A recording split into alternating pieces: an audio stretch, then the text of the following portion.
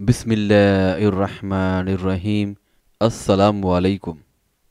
आज मैं बयान करूंगा शद्दाद की जन्नत और उसका इबरतनाक अंजाम। आकाफ कौमे आद का मस्कन था। अरबी में रेत के लंबे और ऊंचे टीलों को अकफ कहा जाता है। आकाफ अकफ की जमा है और यूं उसका मतलब होता है रेत के ऊंचे और लंबे टीलों की जमीन।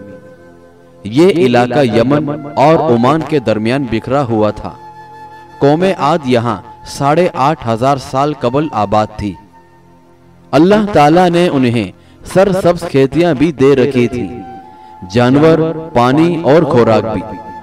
नेमतों की इस फरावानी ने उन्हें भटका दिया और वो अल्लाह के बागी हो गए। शद्दाद के दौरे हुकूमत में हजरत हूद अलैहिस्सलाम नबी थे और आप हमेशा शद्दाद को ईमान की दावत देते थे। एक दिन शद्दाद ने पूछा, अगर मैं आपकी बातों पर ईमान ले आऊं तो अल्लाह मुझे क्या इनाम देगा? हजरत हूद अलैहिस्सलाम ने फरमाया, अल्लाह ताला तुझे जन्नत देगा जिसमें तू हमेशा चैन से रहेगा। शद्दाद ने हजरत हूद अलैहिस्सलाम से जन्नत के औसाफ पूछे तो उन्होंने जन्नत की खुसूसियात तफसील से बयान फरमाई। ये सुनकर शद्दाद बोला, मुझे अल्लाह की जन्नत की कोई जरूरत नहीं, ऐसी जन्नत मैं खुद ही बनवाऊंगा। हजरत हूद अलैहिस्सलाम ने उसे इस कुफ्र और शिर्क से रोकने की कोशिश की, लेकिन वो बाज ना आया। उसने सल्तनत के तमाम बड़े मेहमान इकट्ठे किए और आकाफ में इरम के मकाम पर 20 कोस लंबी और चौड़ी जन्नत बनवानी शुरू कर दी। जन्नत में सोने और चांदी के ईंटें भी लगाई गई और जवाहरात भी लटकाए गए। उसने शहद, दूध और पानी की नहरें भी रवा कर दी और दुनिया जहां के दरख्त, पौधे और फूल भी लगवा दिए। कौमे आद बुलंद सुतूनों पर महलात बनाने के माहिर थे। रेत के टीलों के दरमियान बुलंद सुतून थे और उन सुतूनों पर सोने और चांदी की इमारतें खड़ी थी। शद्दाद ने फैसला किया था वो जन्नत की तकमील के बाद उसमें कदम रखेगा और कहा जाता है कि शद्दाद के इस जन्नत नुमा शहर को बनाने में तकरीबन 12 साल लगे। मेहमानों ने जब उसे जन्नत की तकमील की इत्तला दे दी तो वो तैयार हुआ और अपनी फौज ली और अपनी बनाई हुई जन्नत को देखने के लिए निकल पड़ा। वो जन्नत के दरवाजे पर पहुंचा, घोड़े से नीचे उतरने लगा। अभी उसका एक पांव जमीन और दूसरा घोड़े के रकाब पर था कि मलकल मौत आ गया। शद्दाद ने उससे सिर्फ जन्नत में कदम रखने की मोहलत मांगी, लेकिन फरिश्ते का जवाब था, अल्लाह का हुक्म है मैं तुम्हें तुम्हारी जन्नत में कदम ना रखने दूं। वो बहुत गिड़गिड़ाया, लेकिन मलकल मौत ने उसकी जान कब्ज कर ली।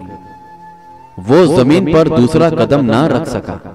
शद्दाद की मौत के बाद हजरत जिब्राइल अलैहिस्सलाम ने चीख मारी और शद्दाद की पूरी जन्नत जमीन में धंस कर गायब हो गई। बहरहाल एक दफा अल्लाह ताला ने मलकल मौत से पूछा, रूह कब्ज करते हुए तुम्हें कभी किसी पर तरस भी आया? मलकल मौत ने अर्ज किया, जी हाँ, 2 मर्तबा मुझे बड़ा तरस आया। पहली दफा उस वक्त जब समंदर में एक माँ अपने शीरख्वार बच्चे के हमरा सफर कर रही थी। समंदर में तूफान आया, कश्ती टुकड़े टुकड़े हो गई और माँ एक तख्ते पर अपने नौज़ायदा बच्चे को सीने से लगाकर समंदर में हिचकोले कर रही थी। उसी वक्त मुझे आपका हुक्म मिला कि उस औरत की रूह कब्ज कर ली जाए। चुनाचा मैंने उस औरत की रूह कब्ज कर ली और वो बच्चा उस तख्त पर अकेला रह गया। फिर वो तख्त एक जजीरे पर जा लगा और दूसरी मर्तबा मुझे शद्दाद की रूह कब्ज करते हुए बड़ा तरस आया। वो तेरा दुश्मन था, मगर उसने बड़ी मेहनत से जन्नत तामीर कराई थी और तूने उसे देखने का मौका तक नहीं दिया। अल्लाह ताला ने फरमाया, ऐ मलकल मौत, तूने दोनों मर्तबा एक ही शख्स पर तरस खाया था। तख्त पर जिस बच्चे को तूने देखा था, हमने उसकी परवरिश की, उसे इज्जत दी, उसे इक्तिदार दिया और वो बदबख्त हमारा मुनकिर बन बैठा और हमारे जन्नत के मुकाबले में अपनी जन्नत तैयार करने लगा। दर हकीकत शद्दाद ही वो शीरख्वार बच्चा था जिसकी मां की रूह तूने कब्ज की थी। बहरहाल अल्लाह ताला के इनकार का ये नतीजा तो दुनिया में है और आखिरत का अजाब उससे कहीं ज्यादा है।